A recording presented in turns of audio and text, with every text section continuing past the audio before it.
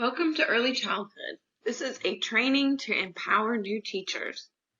This training was developed by Jamie Gualiano from Smart Start Rowan and will be starring Kathy Carricker from Partners in Learning and Kathy Stewart, who is also from Smart Start Rowan.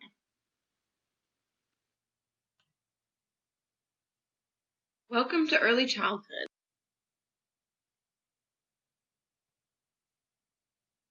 Throughout this training, make sure that you are paying attention and taking some notes because there will be a quiz at the end that will cover the information given to you in several of these slides that I present.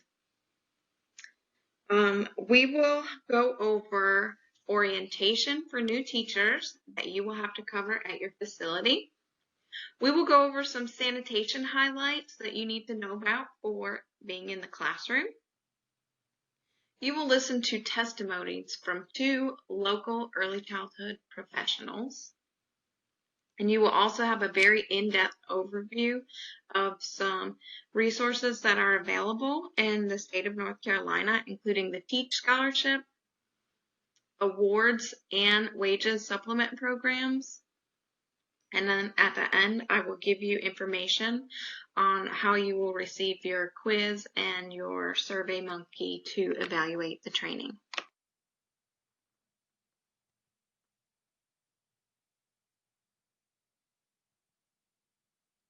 For your orientation as a new teacher in a North Carolina early childhood classroom, you are required to have a total of 16 orientation hours.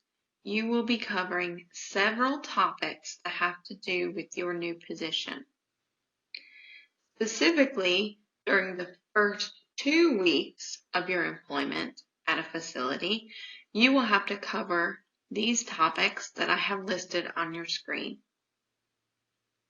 The first topic is recognizing and responding to child abuse, neglect, or maltreatment. This will be done in a form of a training that you take that you will receive a certificate for. You will also review your center's policies. This is more than likely going to be in the form of an employee handbook and the student handbook that is given to families. You will review adequate supervision of children in accordance to the North Carolina child care laws. You will review what shaken baby syndrome is and what your center's policy is. You will also review prevention of infectious diseases in the classroom. I will go over a couple of these things and a little bit more depth on the next few slides.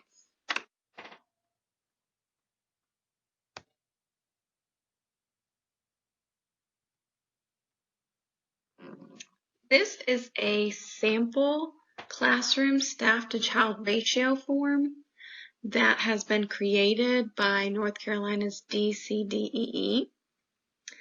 And this is a chart that you are going to see in every classroom, and you're going to become very familiar with these numbers.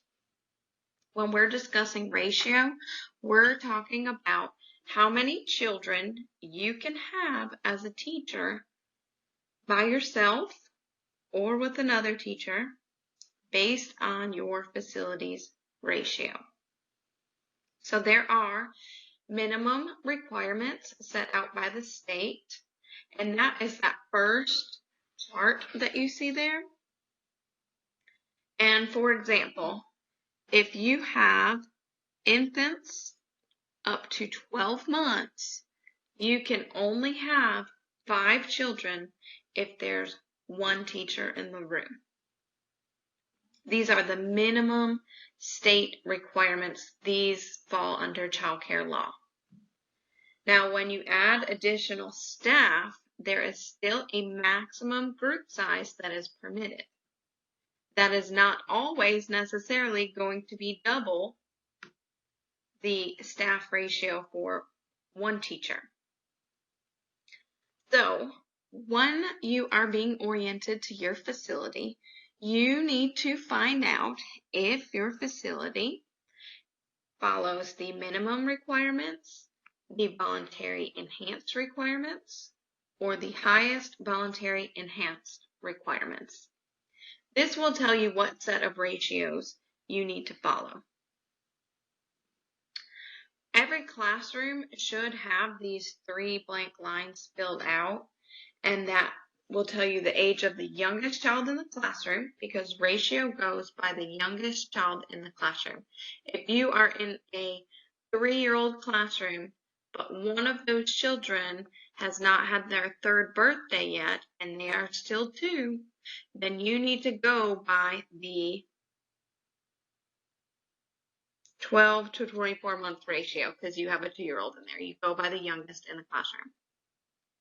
So each room should have this chart completely filled out, so that if maybe you're floating or you're unsure, you forget what your number is supposed to be because you're new, just find this. It should be on a bulletin board. It's usually kept by the attendance chart. You're going to become familiar with this form. Also, as a teacher, you need to know that you might have to update this. If you do have a child move up to your room and they haven't hit their birthday yet, you're going to know that you need a new one of these forms because the age of the youngest child enrolled in your room just changed.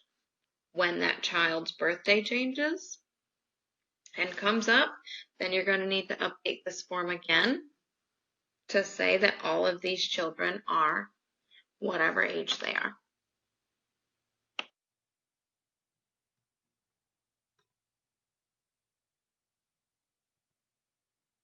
One of your tasks that might be assigned to you is administering medication to children. There are some children that are going to need emergency medicines to be given during the hours of the school day. During orientation, you will be told what specifically your facility's policies are regarding administering medication. Some facilities are very strict and do minimal, and some facilities are a little bit more lenient as long as you're following the child care rules on administering medications and you have the proper paperwork to go with it. So during orientation, you're going to be explained the rules and how to administer medication. You should make sure that you are documenting it. You're going to hear things about wearing gloves and being sanitary, what types of forms you'll need. Some very common types of medications that you'll become familiar with in the field are EpiPens and an inhaler for rescue emergency relief for a child with an asthma attack. Those are some of the most common ones that I had during the time of teaching for myself.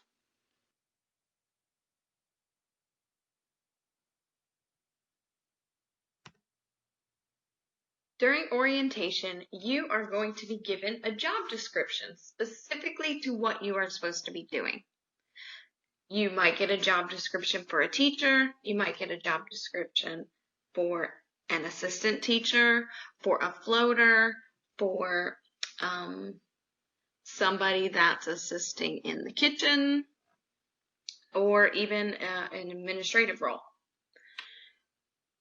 This is a piece of paper that is actually going to have your responsibilities, your roles, and the expectations for your role written out. This is a form that you will sign that you are saying that you fully understand what your role is.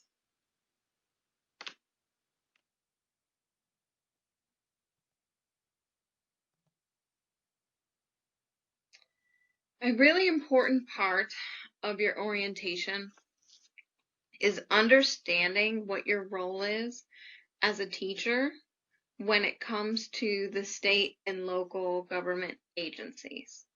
So, as a teacher in a licensed child care center, you are going to have the health department come in. You are going to have a consultant from the Division of Child Development come.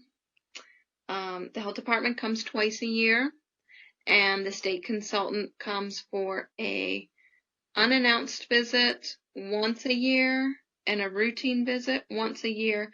They can come additional times though. And they're looking for, they're making sure childcares are safe. They're looking to make sure you're doing the hand washing. They're looking to make sure, the paperwork is in order in your classroom and in the office. Their role is not to point out all the things you're doing wrong. That's not the purpose of their visit. The purpose of their visit is to make sure that the children are being taken care of in a safe and appropriate way within the guidelines of child care laws and within the guidelines of the health department. So the health department is going to look at the cook in the kitchen and make sure that they're cooking the corn and the chicken up to the right temperature. And in the classroom, they're going to look for things like, your medicine is stored properly, or you're wearing gloves to serve meals. Those are the types of things that they'll be looking for. You don't have to be afraid of these people when they come in, because they're called consultants because that's what they are. They are there to consult you and to consult your director and your cook and anybody else working in your facility to do better and to help you follow all of the child care laws. And all of these child care laws have been made with the best interests of the children in mind.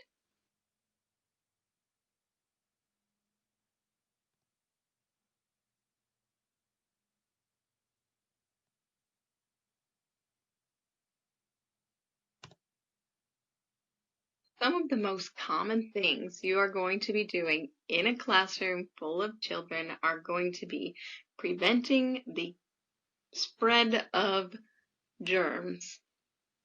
So I came up with just some sanitation highlights.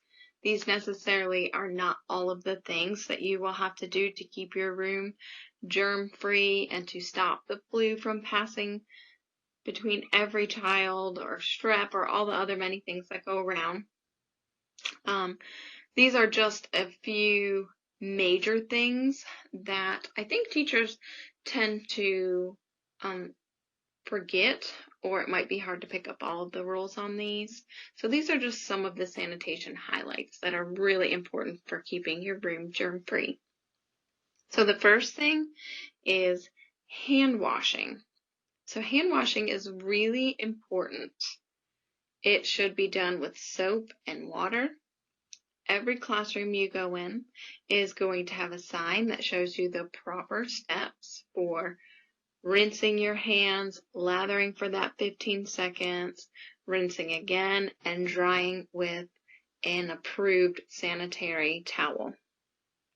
So one thing that new teachers especially tend to forget is when you first enter a classroom, you are supposed to wash your hands. And that is because you are bringing potentially a germ from outside of the classroom. And if you want germs to stay out of your classroom completely as much as possible, you should wash your hands as soon as you enter the classroom with soap and water.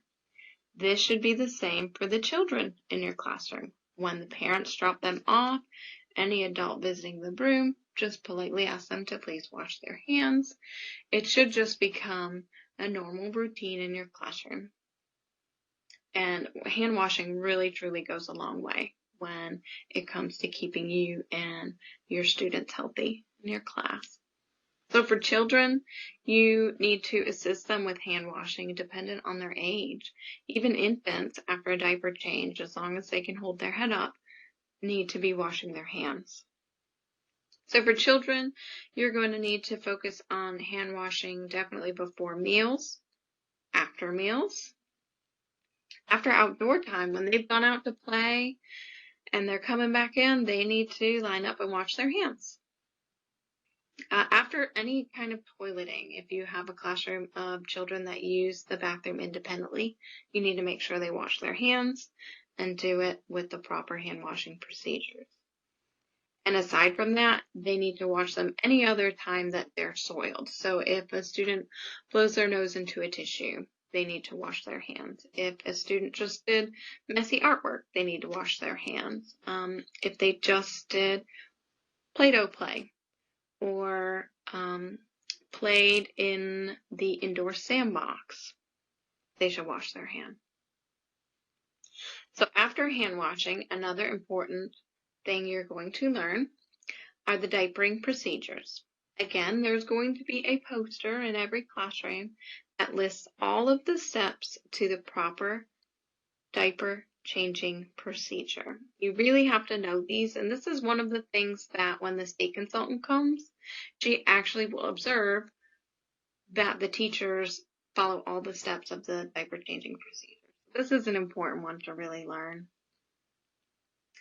As a teacher, you'll also be serving meals in the classroom or in a cafeteria. Either way, you will learn that the tables need to be washed and sanitized and dried, air dried, before the children eat a meal. They also need to be washed and sanitized after the children have completed their meal. Always, always, always remember to wear gloves when you're serving plates. The last major highlight that I want to cover is you have to learn what the room cleaning procedures are. So you really want your toys and your carpets and anything the children are playing with to be sanitized and kept clean. You want to have some type of routine so that you can rotate through centers to really get that deep cleaning done. This is going to vary by classroom and then vary by facility. Some facilities you might be mopping your own floors at the end of the day. And then other facilities might have a company that comes in at the end of the day to do this. So this will vary a lot between the facility you work for, but it's still very important to learn a routine for keeping your classroom clean.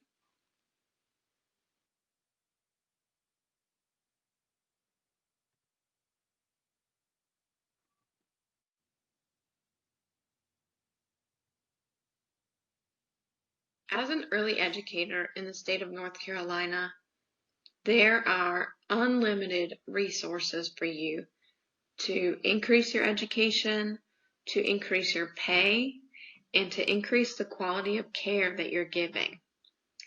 Over the next few slides, you are going to learn about several of the resources that our state has available to you as an early childhood employee.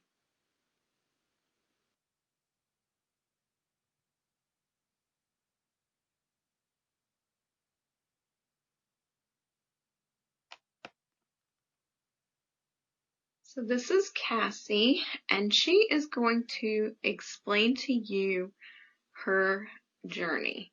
And some of the really important highlights that I want you to take from her story are some of the benefits that you have available to you in this state of North Carolina with the Wages Project and with the Teach Scholarship. These are really, really important notes to take if you plan on making a career out of early childhood. I want you guys to know and understand that there is a professional future in this field and to know that there's resources out there to help you become more educated, to receive these certifications, and to grow professionally.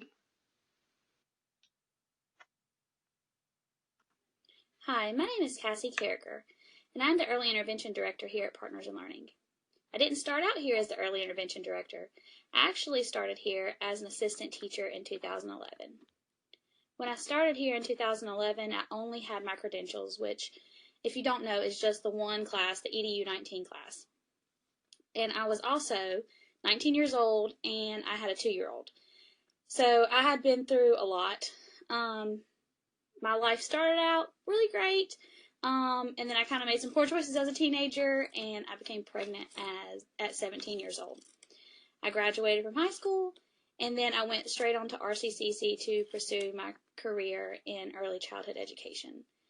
I was taking a class here and a class there, and when I got my credentials, I started working at a small child development center that's no longer open anymore. I wasn't really happy there because my missions and goals didn't line up with theirs. So I quickly decided that maybe early childhood was not for me. I took a break for about 7 or 8 months, and I applied for Partners in Learning. All while this time I was going to school, doing those English classes, math classes, trying to figure out really what did I want to do with my life. So when I started here in 2011, I started as an assistant teacher, and this was in August. And August to March. In March, my lead teacher was pulled from my classroom and became the lead teacher for NC Pre-K. And Miss Norma, our director at the time, and Miss Deborah, the assistant director, told me that I was going to become the lead teacher. I was so nervous. I did not know what in the world I was going to do because I've never done anything like this before, and I'd only been an assistant teacher, and it was extremely stressful just being in a classroom and trying to go to school. Well, they told me about this program called Teach, and that if I was in school, that the Teach program and Partners in Learning would cover my costs for my education. So they really pushed me to finish my associate's degree. So I started here in 2011, August of 2011, and in December 2012, I graduated with my associate's degree. And I could not have been more ecstatic to think, like, I'm a teen mom, and I have graduated my associate's degree. I am killing it. Well, I got pregnant in 2013, and I had my sweet baby girl. And I took a year off from school because I thought, I can't go to school and have 2 kids. This is way too much.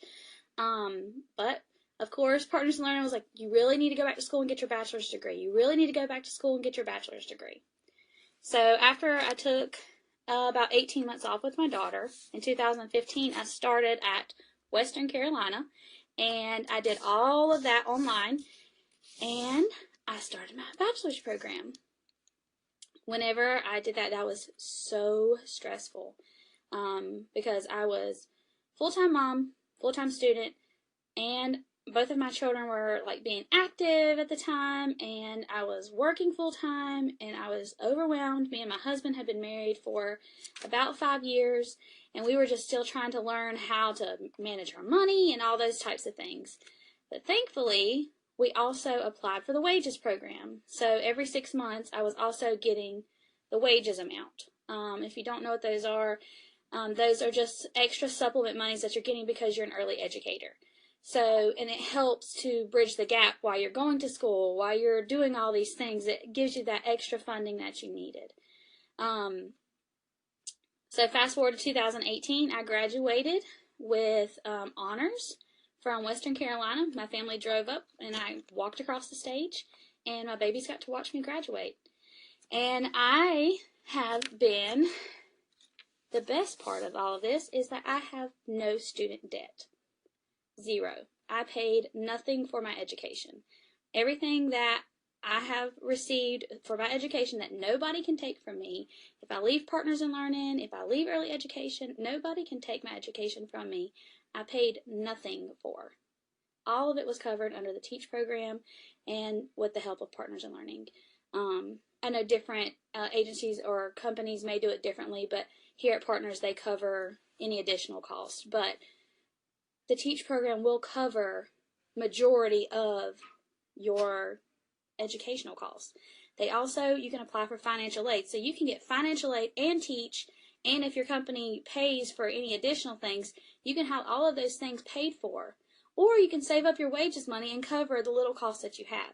But I have absolutely no student debt, and as of December 2020, I will be filing for to UNCG for my master's program, and all of that will be covered. So I will have my master's degree in the next 3 years, and I will have paid absolutely nothing for it. There could not be a better resource for early educators. We are not as respected or treated the same as public education. We're often thought of as babysitters, and we are not babysitters. We are early educators. We are professionals. The first 5 years of life are the most important, and they are not funded enough. So take this opportunity that's being given to you to help you with wages, to help cover your mortgage, to let you take, I used to spend my money to go take my kids to the zoo because I needed to spend time with them, because so much of my time was being given to work other people's kids, and me going to school. So I took that money that I was getting and we did little small things. We did zoo trips, or we went to ice skating, or, to the movies, or, I went and took them for ice cream. I had all of this money in my savings that I could use to try to help them to spend time with me because they were missing so much of that. I I know better than anybody how hard it is to go through not having a family support system, being a teen mom, trying to be married at a young age, and I had 2 kids before I was 22 years old. It's hard. And working in this field is hard. So try to take these resources that you have and take some of the load off. Let the resources work for you. And if you have any questions or you have any support, I know that Jamie or anybody at Smart Start is willing to help, but feel free to reach out to me too. I'm happy to help support you and help in any way I can. So go get your education. Let them know how smart and how important we are. And let me know if you have any questions. Have a great afternoon. Hi, my name is Cassie Carricker, and I'm the Early Intervention Director This here is at Partners. Alright guys, so this right here is Kathy, and she's going to give you her story of her career path in the early childhood field.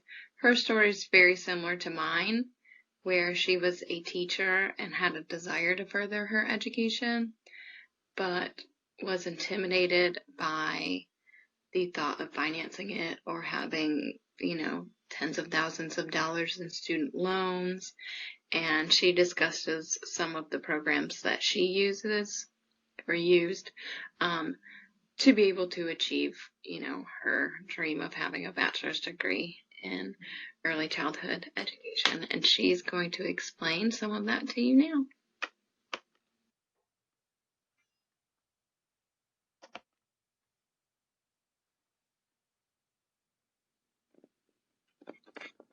Hello everybody, my name is Kathy Stewart, and I have worked in early childhood education for over 32 years. I have worked with all the age groups. I have worked in child development centers that were in churches. I have worked private child development centers, nonprofit child development center, Head Start, and I worked in preschool classrooms in the public school system. I feel really good about my background and my experience. When I first started working with children, I knew that I never wanted to do anything else. I knew that I was making a difference, and I just wanted to feel a little more professional, and I wanted others to take my profession seriously. When I started working for a nonprofit organization, they introduced me to the TEACH program. Oh, that was a game changer. I love teaching and I love learning, so going back to school was a no-brainer for me. I had thought about going back to school, and I just knew I wouldn't be able to afford it. So TEACH gave me the opportunity to go back, and it took me a while. It's hard to work full-time and have any kind of life and go to college, but I knew that it was all going to be worth it in the end, and it was. I have a bachelor's degree in birth through kindergarten, and I was a licensed NC Pre-K teacher for over 16 years. I love the journey that my life has taken. I honestly couldn't believe that I got paid to do something that I loved so much. I loved each and every one of the children that I worked with, even the more challenging children. And I have to say that those challenging children turned out to be my favorites because I worked hard at building those relationships and helping those children learn new skills. Now I work for Smart Start Rowan. I am the NC pre-K early education specialist, and I provide support for the NC pre-K teachers. After all these years, I still feel like I have a purpose and that I make a difference. I believe that this profession is finally getting the recognition it deserves, and I am proud to be part of it.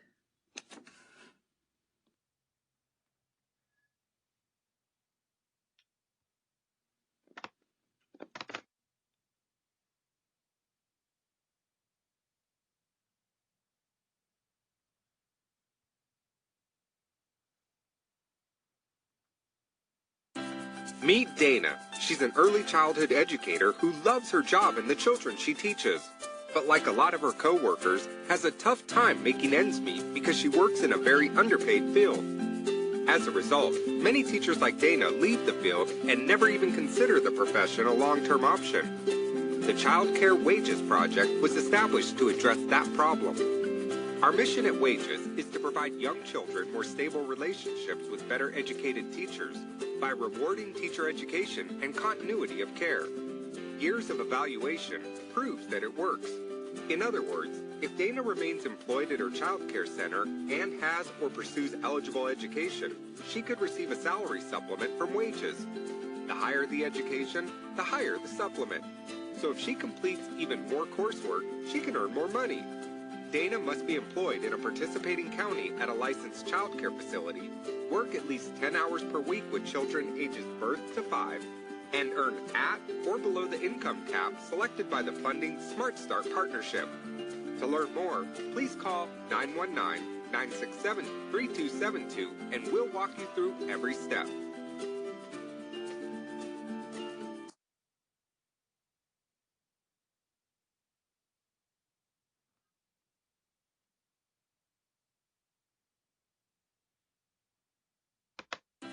Meet Dana.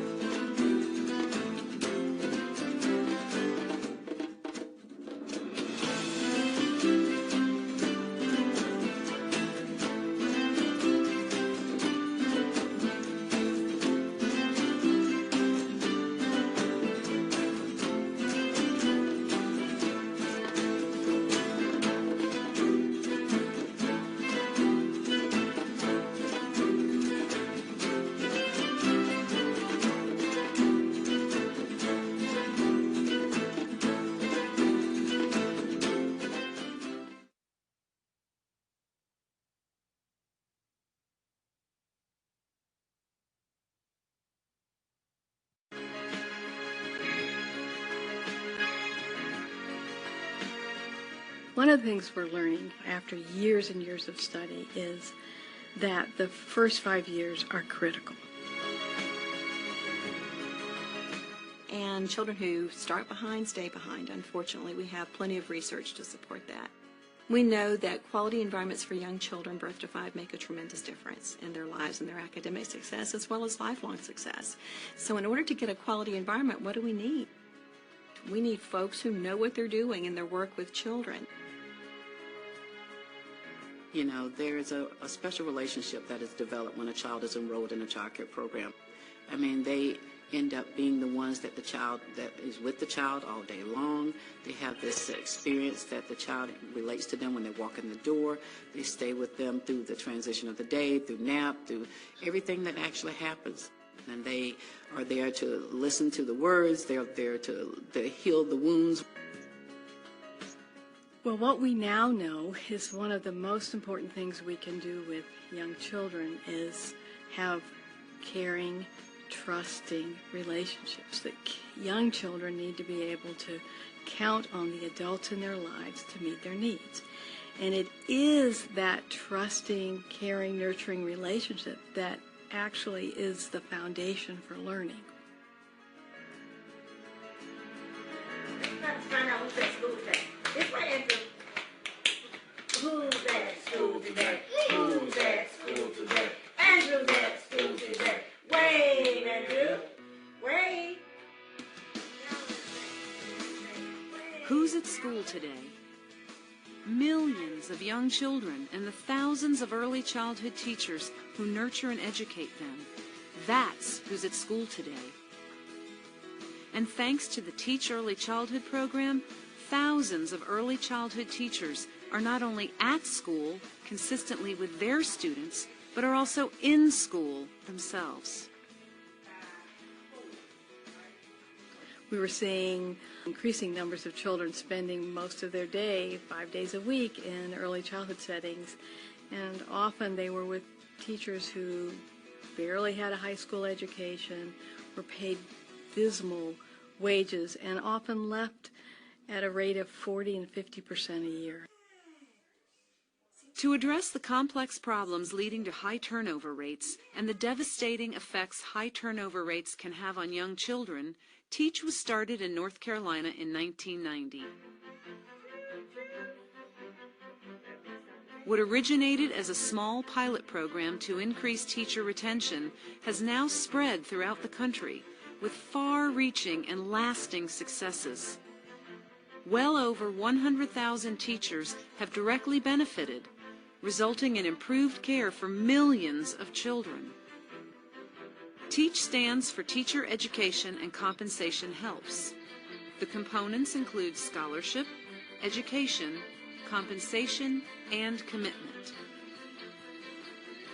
Caregivers receive help with tuition, books, and paid time off. They earn bonuses and increased compensation for completing credit hours, earning degrees, and committing to staying in the field. Both longtime participants and newcomers continue to reap the benefits. DC prides itself on having very high standards around the delivery of program services as well as standards for personnel.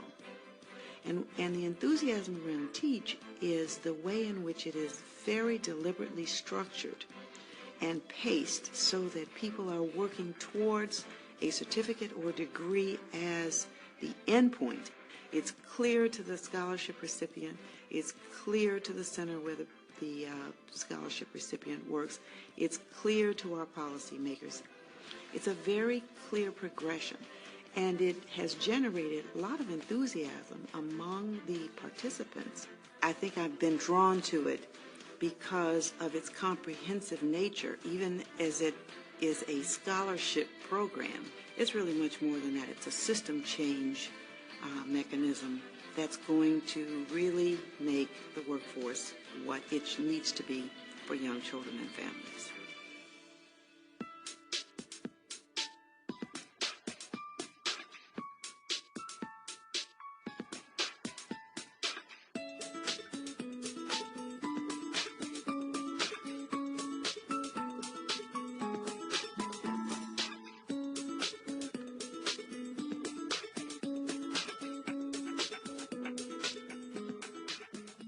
With teachers is because they've gotten the education to be able to understand what the development of children are all about, then they can listen and they can reply to the needs of children.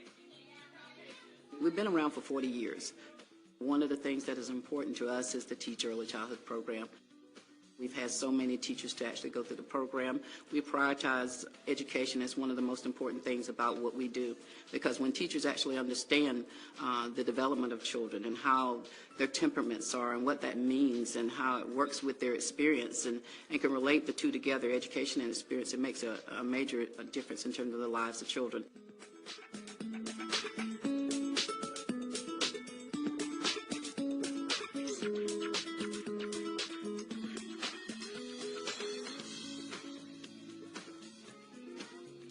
We hold the license for the TEACH program in Florida and have held that license since 1996. In 1998, we received funding to implement TEACH statewide. Part of what we do with TEACH is do workforce studies. We determine where the field is, and our experience now with TEACH is that we've noticed there's now trending with the educational credentials, and it's impacted the workforce, and it's also impacted policy in our state. As a result, we now have a director credential that we were able to secure in policy because of the availability of having teach resources to help directors to be able to access those credentials. The program that we have at Tallahassee Community College, when I went there in 2004, had 89 students. The laws were passed in the state of Florida at that time requiring CDAs and the director's credential, certificate or credential. At that time, the Teach Scholarship Program was made available, and we went from 89 students to we currently have over 350 students, and many of those students are on the Teach Scholarship. They had so many students wanting to go on that they went ahead and began to pay for the AS degree in early childhood education. And because of that, these students who never thought they could complete the first class that I taught now are graduating with their AS degree. Pretend like you're the child. First, you're going to go up the ladder. You're at the top. And then When I first went to Tallahassee Community College, I saw a hesitant, scared, tired, very apprehensive, older child care worker who had been told to come back to school and earn a certificate, a credential, or a degree. Now I see a very eager, older child care teacher who wants to complete that degree and has all the confidence to do so.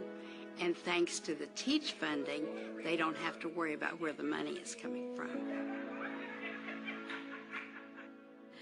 We've been doing this a long time, and we see consistent outcomes. Teachers do well. They go to school. They honor their commitments. We see lower turnover. We see teachers earning more. All those outcomes that we want to see happen. What makes Teach successful is that we've developed a model that has critical components, has expectations of how it's administered, and the kinds of competencies needed to administer the model.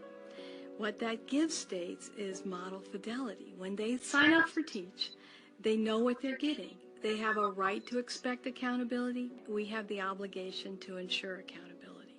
So when individual states deliver a Teach product, they're delivering a product that looks like a product across the nation. So Teach has been a very effective strategy in improving the quality of our workforce, the consistency of our workforce, and giving our workforce hope. Most of the staff who come to us come without advanced education, come from meager circumstances. Teach allows us to send them to college. And the education that teachers receive through those scholarships open doors for them and open doors for their families, open doors for children. For the recipients themselves, very often it never occurred to them that they would go to college. Very often it never occurred to them that their own children might go to college. I've been at JCCEO for 25 years, and so many times have had staff tell me that they got their degree at JCCEO, and now their child is in college, and they're so proud, and I am too.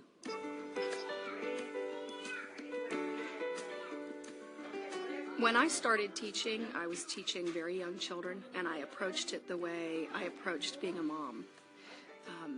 I had a schedule, and everything had to go a certain way, and I didn't understand that I could just play. And while I was playing with the children and allowing them to direct me, they were learning, and they were learning language, and they were understanding what an adult should be like and what a caring relationship could be like. The longer that I've been in school, the more that I've learned that being a teacher, it's more about being a part of what the children are doing, facilitating their play, modeling calm behavior and helping them to resolve their differences. I have more patience with my own children now, the longer that I've been in school and the more that I've learned about child development and the more patience that I have in the classroom. I can't go home and not have the same amount of patience for my own children. Not that I was an impatient mom. I just didn't take the time to listen in the way that I know now I should listen. It's also benefited my children who are 13 and 10. When they see me sitting down to study or to read, it's now all of us have our homework time and our study time. So we have more family time, and they're interested. You know, what are you learning? It's been a real emotional thing for me. It's been a wonderful journey. And at my age, to be offered the opportunity to go back to school and have someone pay for it and to be doing what you're passionate about is a gift that I wish I could give everyone. Education is a transformative experience. If we all look back on our experiences in education, and if we've been fortunate enough to have a bachelor's degree or a master's degree or PhD, we can look back and think about who we were before and who we are after, and we can recognize in ourselves the transformation that's happened. And what we see with Teach is we get to see that transformation happening over and over again. And for many of our recipients, they're the first generation to go to college. And so the transformation is the beginning of a cycle of transformation, because here this teacher is the first to get her degree. Well, it means her children are going to get degrees, and other members of her family. So many people in our workforce want the opportunity to better themselves, to learn more, to go to school, to earn degrees. So Teach gives them that hope, and in return, they give back. They give back in the commitment that it takes to go to school every day, day in and day out, sometimes 5 years, sometimes 10 years, to earn a 2 or 4 year degree. They give back in staying in early childhood education, in that classroom. They give back to their children and what they've learned.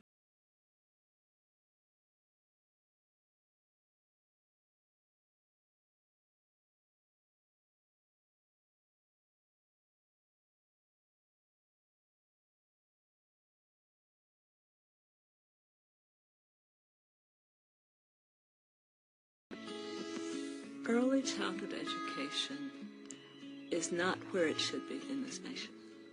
It's not a priority for this nation. Too often it's a catch as catch can for parents, the most convenient place, the best program I can afford, whatever is free. It's a shame that in this very rich nation we have not figured out how to do right by our youngest citizens, the ones we'll all be depending on one day to take care of us.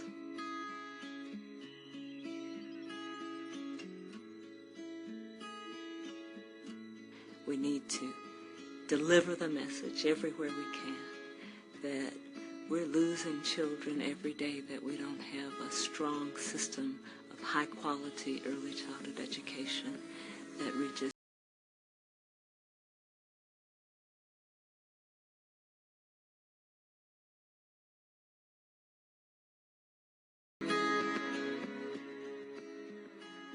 And we now have Nobel Prize winning economists.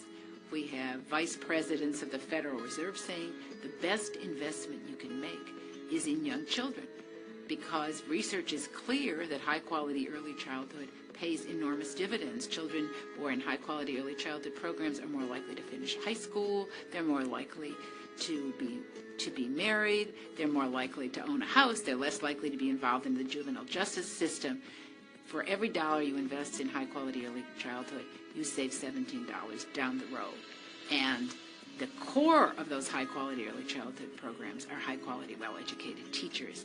And the way to do that is to support Teach. I feel that we're extraordinarily lucky to have a program like Teach that supports teachers to get the kind of education they need so that they can provide higher and higher levels of quality care in child care programs, Head Start programs, preschool programs, pre-K programs across the nation. Teach is making a huge difference.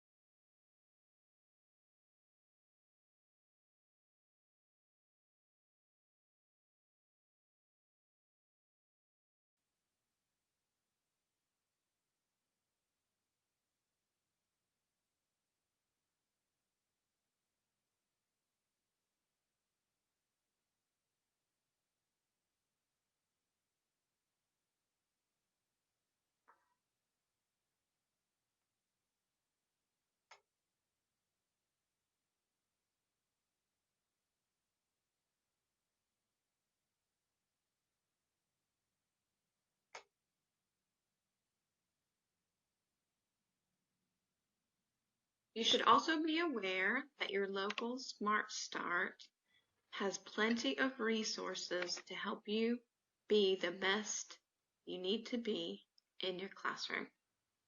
We have the Early Learning Resource Center, and the membership is just $10 a year. With this membership, you can borrow learning kits, you can create die cuts, you can laminate things for decorating your room, you could borrow books and toys, anything to fit what you're learning about in your classroom right now. This is a great resource for having a high quality classroom. You can go to our website to see a good majority of the learning kits that we have available to be checked out.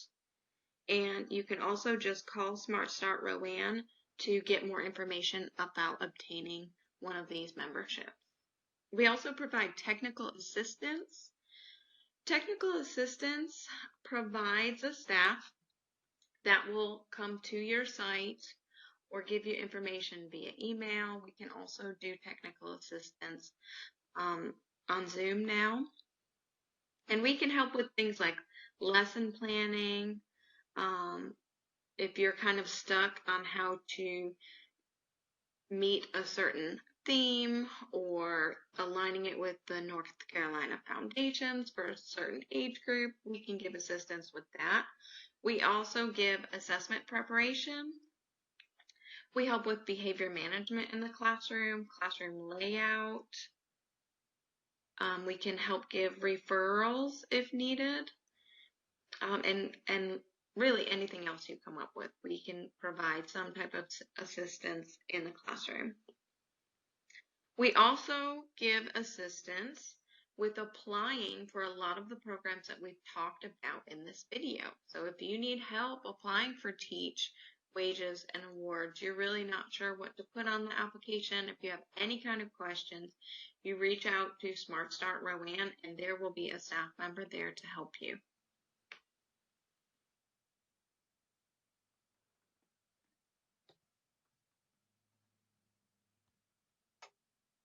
I really hope that you've gained a deeper understanding about why your new role as an early childhood teacher is so important. I hope someday your story can be a testimony for new teachers coming into the field as well. I will send you links via email with information about all of the programs discussed in this training. You will also get a link to a quiz and an evaluation of this training. Once I've received your quiz and your evaluation is complete, I will then award you a certificate for completing this training.